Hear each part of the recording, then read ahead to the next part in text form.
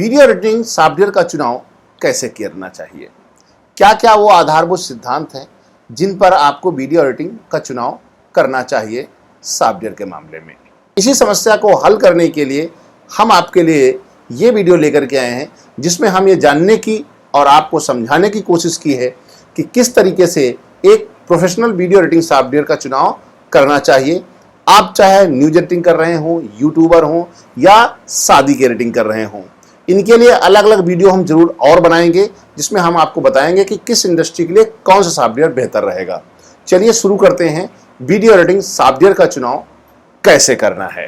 Hello friend, welcome to मंत्रा। मेरा नाम है रमाशंकर। हम बात कर रहे हैं वीडियो एडिटिंग के बारे में। मैं पिछले 22 साल से वीडियो एडिटर, ग्राफिक डिजाइनर और ट्रेनर के रूप में काम कर रहा हूं, जिसमें हम कई टॉप मोस्ट चैनल्स में काम किया है और हजारों लोगों को अब तक वीडियो एडिटिंग, ग्राफिक डिजाइनिंग की ट्रेनिंग दे चुका हूं। वीडियो एडिटिंग सॉफ्टवेयर का चुनाव करते समय सबसे पहला और मुख्य बिंदु होता है आपका बजट। आपके पास कितना पैसा है, आप कौन सा सॉफ्टवेयर खरीद सकते हैं, कौन सा खरीद नहीं सकते हैं, ये आपके बजट पे डिपेंड करता है। पहले तो आपको ये अपना बजट डिसाइड करना है, कितना बजट है आपके पास। उसके बाद ये डिसाइड करना पड़ता है आप वन टाइम पेमेंट करेंगे लाइफ टाइम के लिए, या सब्सक्राइब प्लान में जाएंगे, 1 मंथ या 1 ईयर के प्लान में जाएंगे कि आपको हर महीने आपको पेमेंट करना पड़ेगा। इसके अलावा कुछ मार्केट में ऐसे भी प्लान हैं जितना आप यूज करेंगे उतना ही आपको पेमेंट करना पड़ता है, और कुछ ऐसे भी सॉफ्टवेयर हैं जो फ्री अवेलेबल हैं। तो अब आपको ये डिसाइड करना पड़ेगा आप किस इंडस्ट्री में काम कर रहे हैं, कैसे काम करना है। तो इस चीज़ों पे सारा निश्चित करता है कि आपका बजट। तो बजट बहुत इंपॉर्टेंट रोल अदा करेगा आपके सॉफ्टवेयर के सिलेक्शन में। दूसरा पॉइंट होता है आपके पास कौन सा सिस्टम है। सॉफ्टवेयर चुनाव करने के लिए, सॉफ्टवेयर के यूज करने के लिए आपके लिए सबसे ज़्यादा इंपॉर्टेंट रोल अदा करता है आपका कंप्यूटर सिस्टम। कंप्यूटर सिस्टम में 2 ऑपरेटिंग सिस्टम यूज होते हैं मार्केट में। एक है आपका मैक और एक होता है विंडोज़। एप्पल कंपनी मैक की बनाती है और माइक्रोसॉफ्ट विंडो बनाती है।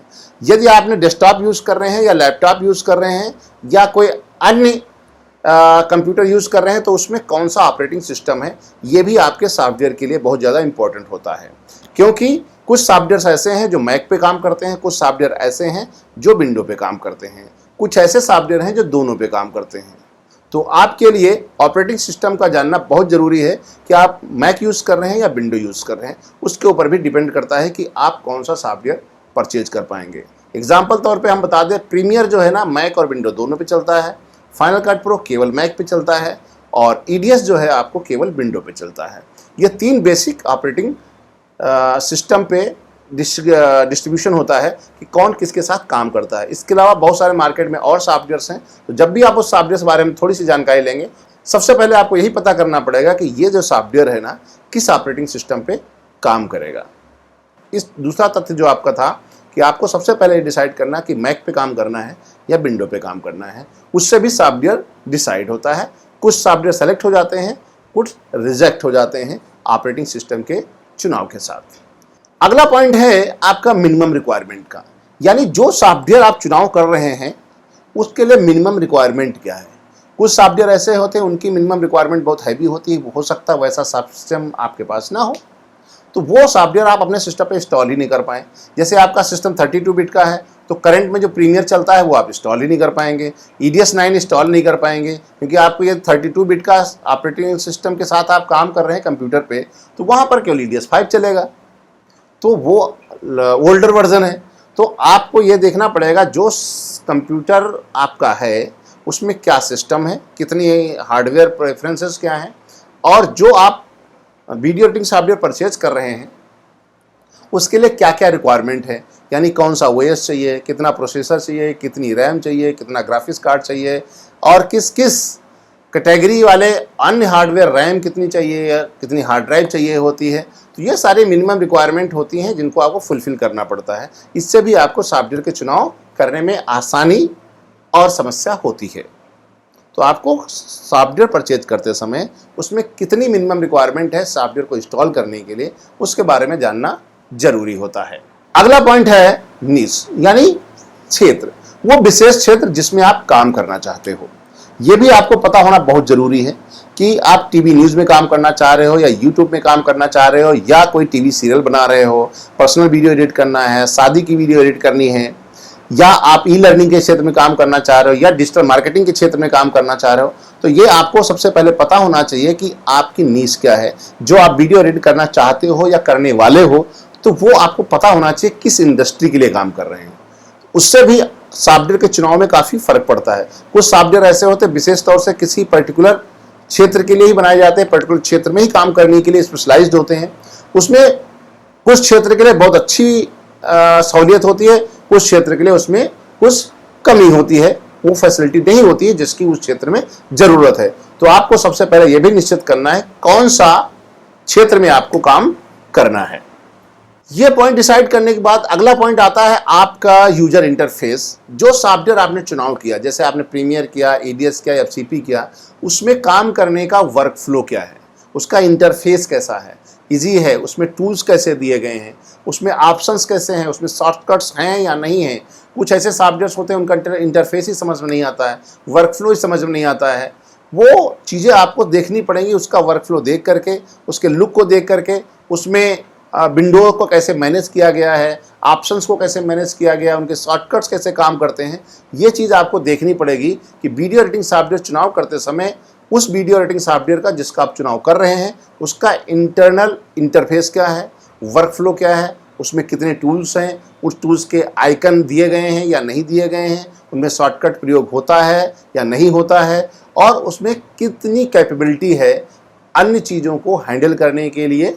उसके बारे में हम अभी अगले पॉइंट पे डिस्कस करेंगे। कुछ और पॉइंट हैं जिनको हम सॉफ्टवेयर में देखना पड़ता है कि किन किन चीज़ों को और देखना पड़ेगा।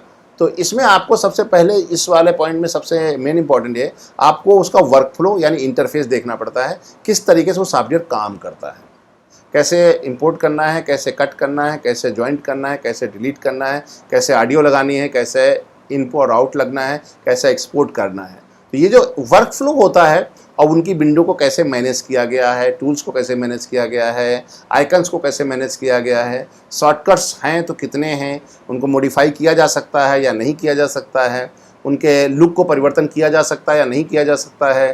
तो इन सब चीज़ों को आपको ध्यान देना पड़ता है, कितना फ्लेक्सिबल है उसका वर्क फ्लो। तो ये भी आपको बहुत ज़्यादा चीज़ इंपॉर्टेंट चीज़ होती है आपको देखने के लिए।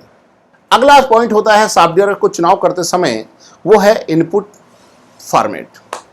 इनपुट फॉर्मेट का मतलब ये होता है कि वो फॉर्मेट जो आप सॉफ्टवेयर में यूज़ करते हैं, यानी शूट किए गए फॉर्मेट, जो वीडियो फॉर्मेट होता है, इमेज फॉर्मेट होता है, ग्राफिक्स फॉर्मेट होता है, ऑडियो फॉर्मेट है, वो किन किन फॉर्मेट को सपोर्ट करता है। करंट में जो मार्केट में अभी नए नए फॉर्मेट्स आए उनको सपोर्ट करता है या नहीं करता है। जैसे कुछ ऐसे फॉर्मेट्स ऐसे आते थे पहले, कुछ समय पहले MTS था, वो नया आया था तो बहुत सारे एडिटिंग सॉफ्टवेयर्स को सपोर्ट नहीं करते थे। जैसे अभी FCP 7 पे यदि काम करेंगे तो वो MTS को सपोर्ट नहीं करता है, बहुत सारा नुकसान हो जाता है टाइम का कन्वर्ट करने में। तो यदि आपका ऐसा कोई सॉफ्टवेयर चुनाव करते समय देखना होता है कि जो सॉफ्टवेयर आप यूज़ कर रहे हैं वो आपके कैमरा जो आप प्रयोग कर रहे हैं या आपके आसपास जो लोग कैमरे का प्रयोग कर रहे हैं उस कैमरे में जो फॉर्मेट बनता है उस फॉर्मेट को सपोर्ट करता है या नहीं करता है। तो इस चीज़ को आपको ज़रूर देखना पड़ेगा अपने आसपास, या जो खुद का शूट करते हैं तो उस कैमरे को ज़रूर देखना पड़ेगा वो किस किस फॉर्मेट में शूट करता है, और आपको वो फॉर्मेट सपोर्ट करने के लिए जो सॉफ्टवेयर चूज़ कर रहे हैं वो करता है या नहीं करता है। तो बहुत इंपॉर्टेंट रोल अदा करता है इनपुट फॉर्मेट, कि आपका एडिटिंग सॉफ्टवेयर किन किन फॉर्मेट्स को इनपुट करने की परमिशन देता है, चाहे वीडियो फॉर्मेट हो, ऑडियो फॉर्मेट हो, यहाँ तक कि टाइटल के भी कुछ फॉर्मेट्स होते हैं, ग्राफिक्स के फॉर्मेट हैं। तो इन सब फॉर्मेट्स को जरूर ध्यान में रखना पड़ता है कि उनको सपोर्ट करता है या नहीं करता है। अगला पॉइंट है बेसिक एडिटिंग का। बेसिक एडिटिंग क्या होता है कि जब आप किसी सॉफ्टवेयर में काम करते हो, बेसिक एडिटिंग उसमें प्रोसेसिंग में होना जरूरी है। बेसिक एडिटिंग मीन्स होता है इनपुट लगाना, आउट लगाना, यानी मार्किंग करना, प्लेसमेंट करना, इंसर्ट करना, ओवरराइट करना, ट्रिम करना, कट करना, शॉर्ट को डिलीट करना, छोटा करना, बड़ा करना, ऑडियो को चेंज करना, ऑडियो की जगह दूसरी ऑडियो चेंज करना, क्लिप को बदलना, शॉर्ट को बदलना, कंपोजिट करना, छोटा करने का, बड़ा करने का, आगे जगह सीक्वेंसिंग चेंज करना।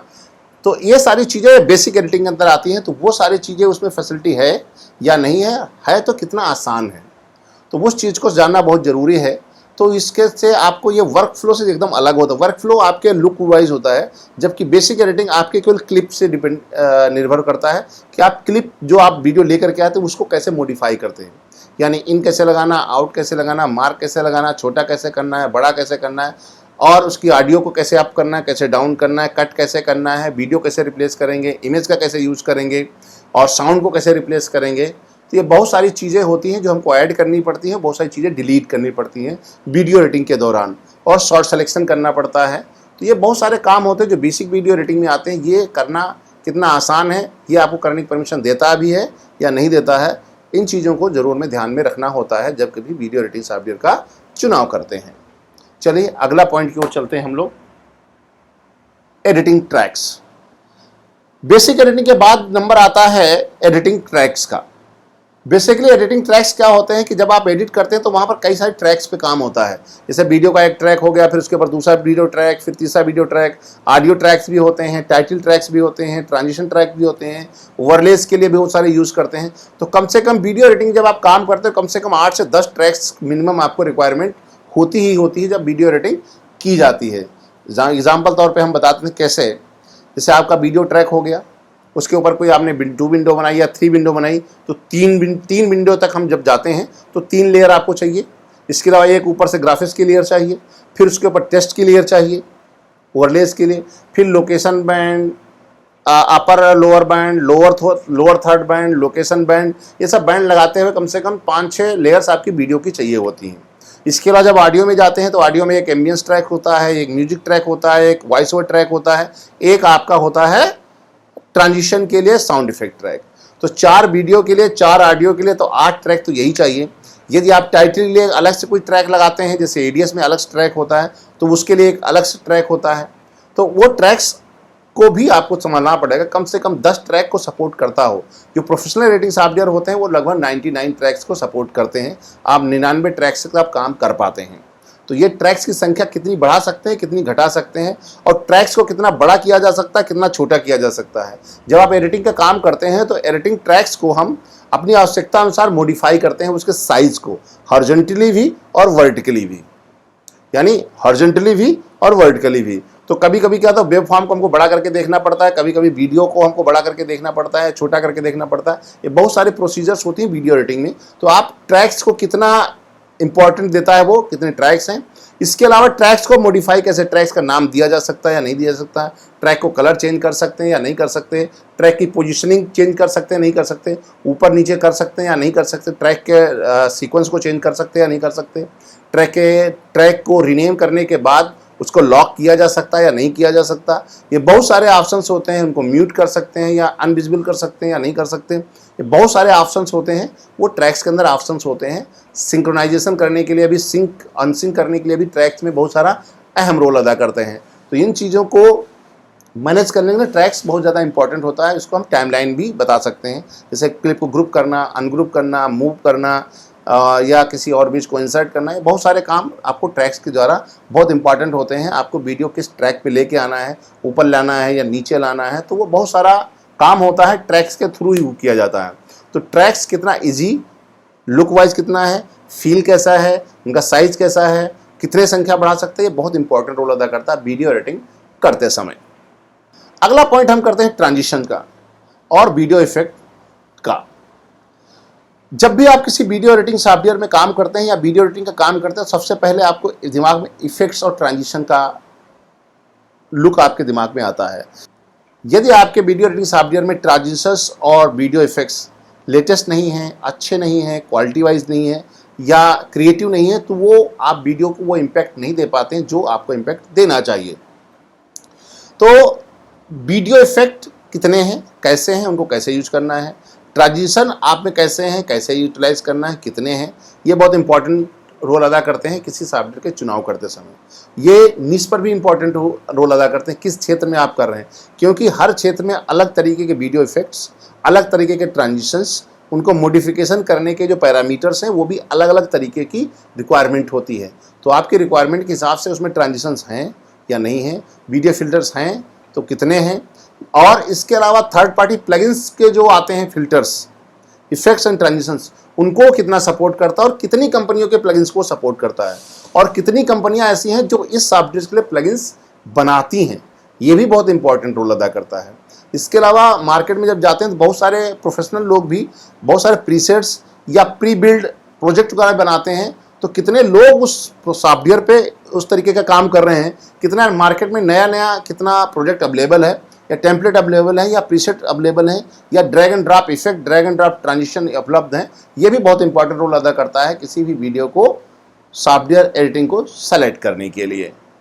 ठीक है, ट्रांजिशंस और वीडियो इफेक्ट बहुत ज़रूरी होता है। कलर करेक्शन करना हो, मास्किंग करना हो, पोजिशनिंग करना हो या आपको ओल्ड इफेक्ट देना हो, तो ये सारा कुछ काम जो है ना वीडियो फिल्टर के थ्रू किया जाता है। इसके बाद जब नंबर आता है तो आपको देखना पड़ता है ऑडियो कंट्रोल कितना है, क्योंकि वीडियो के लिए ऑडियो एडिटिंग बहुत ज़रूरी होता है। यदि आप वीडियो एडिटर हैं तो आपको ऑडियो एडिटिंग करने की भी जानकारी प्रॉपर होनी चाहिए, चाहे वो आपका वॉइस ओवर हो, चाहे एम्बियंस हो, चाहे जो है आपका म्यूज़िक हो या साउंड इफेक्ट हो। 4-5 प्रकार के साउंड्स आपके लगते हैं। कभी कभी क्या होता है, एक साथ कई सारे लेयर्स को ओवरले करके भी म्यूजिक क्रिएट किया जाता है। एम्बियंस में नई नई चीज़ें ऐड ऑन करनी पड़ती हैं, तो उन चीज़ों में आपको देखना पड़ता है कि आपका जो वीडियो एडिटिंग सॉफ्टवेयर में ऑडियो कंट्रोल कितना है, कितना लेवल कैसे एडजस्ट किया जा सकता है, उसमें इफेक्ट कितने हैं, ऑडियो के इफेक्ट कितने हैं, ऑडियो ट्रांजिशन कितने हैं और ऑडियो की लेयरिंग कैसे की जा सकती है, उसमें लेयर को कितना कंट्रोल किया जा सकता है, फेड इन फेड आउट कैसे करते हैं, लेयर को ऑडियो को कम कैसे करते हैं, मिक्स कैसे करते हैं, ट्रांजिशन कैसे लगाते हैं। तो ये सारे ऑप्शंस यदि आपको ऑडियो कंट्रोल में बेहतर उपलब्ध हैं तो ज़्यादा ऑप्शन सही तरीके से आप काम कर पाएंगे। यदि ऑडियो कंट्रोल उपलब्ध सही है तो, यदि नहीं है तो शायद आपको वीडियो को सही एडिट करने में या उसको उस मकसद में बनाने में जैसा उसको लुक देना है या फील देना है या फ्लो देना है वो आप शायद नहीं दे पाएंगे। इसके अलावा अगला जो पॉइंट होता है फाइनल आउटपुट। किसी भी वीडियो एडिटिंग सिस्टम में जब काम करते हैं तो एडिटर का ही सबसे बड़ा टेक्निकल रोल अदा होता है उसमें किसी भी फाइनल आउटपुट देने के लिए, चाहे वो आप अपने पास पर्सनल पेन ड्राइव में चाहिए, यूट्यूब पे चाहिए, डीवीडी में चाहिए या नेट पे ट्रांसफ़र करना है और या मोबाइल पे चाहिए। आज की डेट में मोबाइल में, डेस्कटॉप पे, टीवी पे, यूट्यूब पे, फेसबुक पे, personal, high quality, lower quality, presentation, बहुत सारे मल्टीपर्पज़ के लिए यूज़ किया जाता है। डिजिटल मार्केटिंग बहुत ज़्यादा यूज़ किया जाता है वीडियोज़ को। तो डिजिटल मार्केटिंग में आप प्रेजेंटेशन लिए चाहिए या वेब पे लगाने के लिए चाहिए, बहुत सारे वीडियोज़ हैं। तो उसमें फॉर्मेट कितने फॉर्मेट्स में सपोर्ट करता है आउटपुट देने के लिए, यानी फाइनल एडिट करने के बाद जो आप फाइनल आउटपुट देते हैं वो कितने फॉर्मेट्स को या कितने प्रकार के कैटेगरी में आप वीडियो को एक्सपोर्ट कर सकते हैं, किन किन पर्पज़ के लिए उनको यूटिलाइज़ किया जा सकता है। या आप टेलीविज़न के लिए काम कर रहे हैं, यूट्यूब के लिए काम कर रहे हैं, या सोशल मीडिया के लिए काम कर रहे हैं, या मार्केटिंग के लिए काम कर रहे हैं, या पर्सनल वीडियो बना रहे हैं, मोबाइल के लिए बनाना है, या आपको अपने टीवी के लिए बनाना है, या वेब के लिए बनाना है, या एजुकेशन पर्पज़ से बनाना है। तो वो अलग अलग क्षेत्र में अलग अलग टाइप के फॉर्मेट की आवश्यकता होती है।